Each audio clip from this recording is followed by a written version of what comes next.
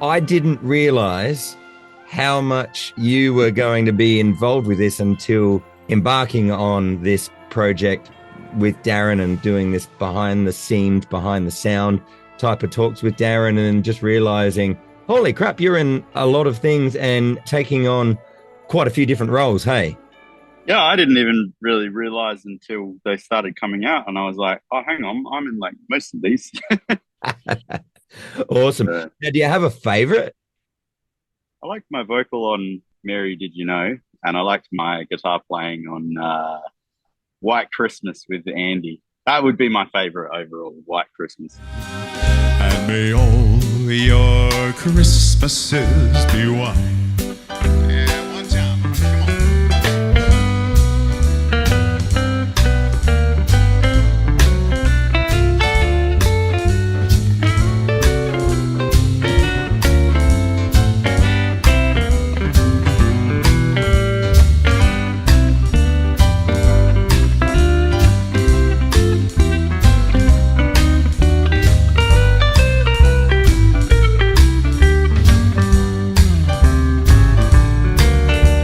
I really enjoyed playing next to you on the Mariah Carey one. That was really fun. But when I was listening to you singing in the other languages, was it two different Oh languages yeah. singing? We did the prayer, so Italian, and then Feliz Navidad. Adonde sea que esté tu corazón alcanzaré y una sonrisa en tu mirada pintaré. What's your background with learning that stuff? Well, I learned some Italian songs when I was in high school, and I also studied Japanese and German. So it's not such a weird process for me trying to learn like a different sounding language. But yeah, Spanish was tricky because I hadn't done any Spanish before. So Right. So it's kind of like just yeah, learning the vowel sounds and making it sound. yeah, Yeah. yeah. And Chloe speaks Italian to some degree, so she was able to correct some of my vowels. I think I probably still got some of them wrong, but Nella mia Let this be our prayer. quanta fede c'è. When shadows feel our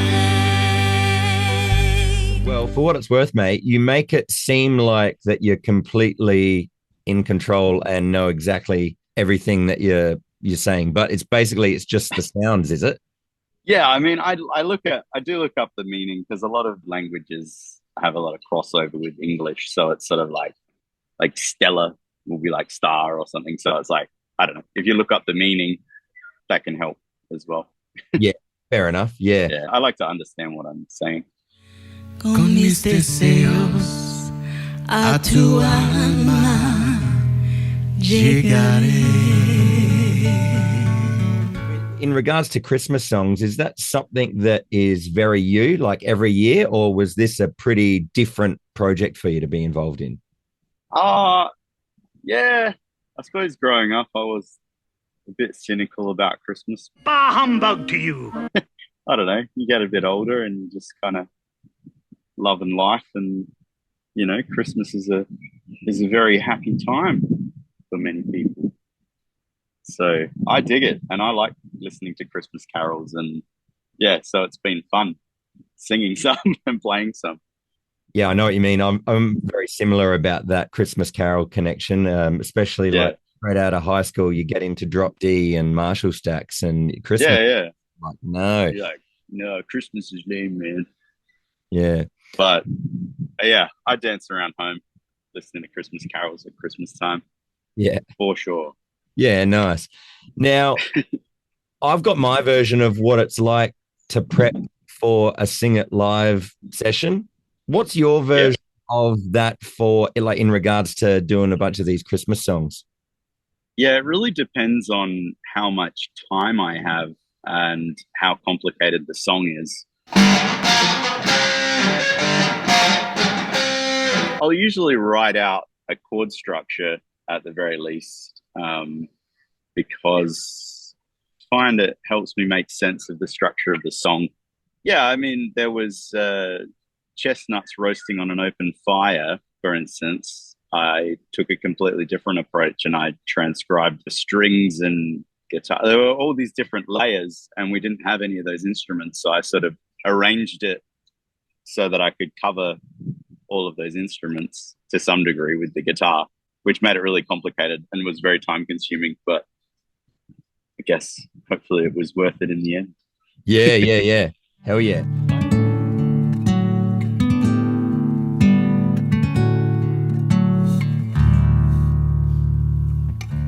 Chestnuts roasting on an open fire,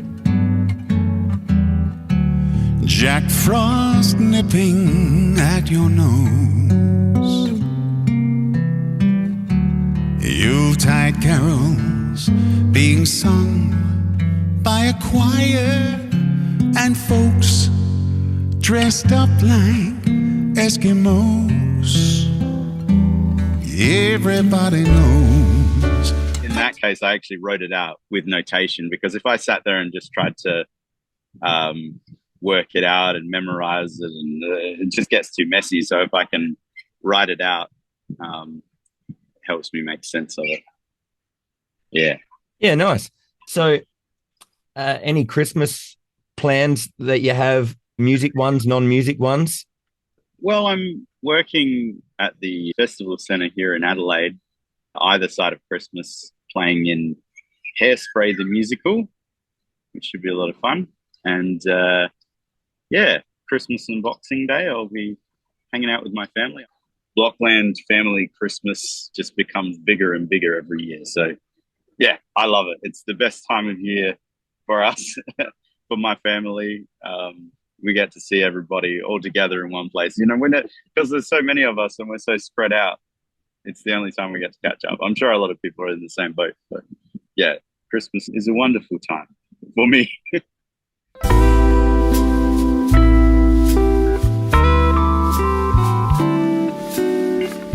Great job, mate, in all of the different songs, all of the things that you did.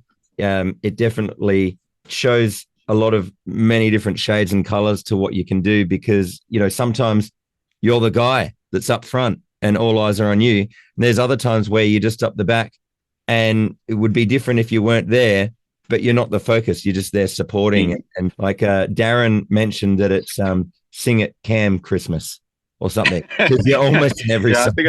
I think I did, probably 8 out of 12 songs or something. But Cam, I mean, what's he do anyway, really? I mean, has he really worked hard on this Christmas album at all? You barely see him. Hardly at all. Slacker.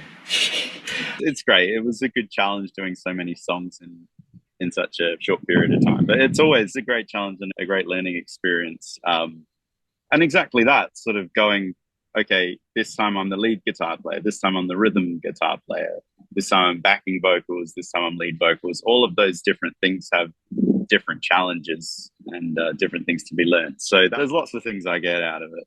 You know, obviously the joy of hanging with you lovely people, but there's lots of things to be learned as well. So my version of that is the brain gets stimulated in a different way. Like you're on backing vocals, and then you're sort of using that area of your brain as opposed to, okay, now I'm singing lead vocals. That's a different area. Yeah. And doing it in a live recording situation is a very rare thing. And you can't really simulate that to the same degree in your studio by yourself.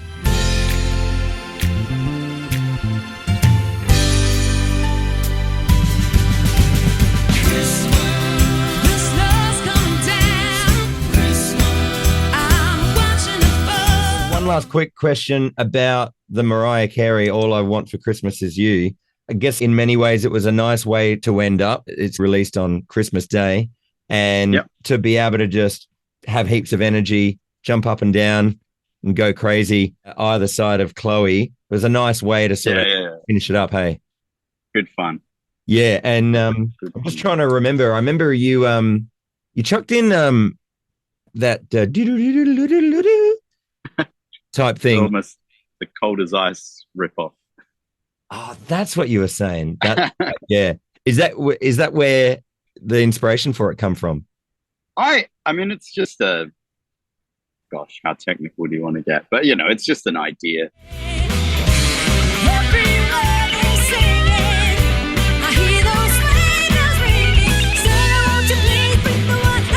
Sounds like Cold as Ice, but I'm sure there's lots of other songs that use the same idea. So.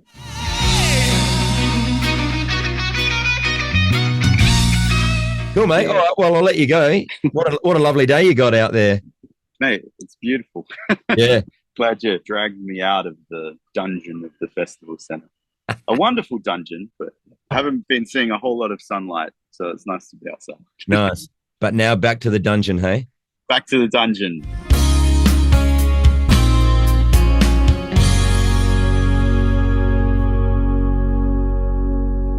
If you haven't already done so, subscribe to the Singit Live YouTube channel.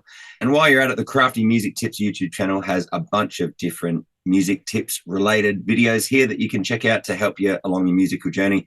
So that's it for me. I think all we need to say is Merry Christmas. Merry Christmas. Woo! Merry Christmas. Merry Christmas.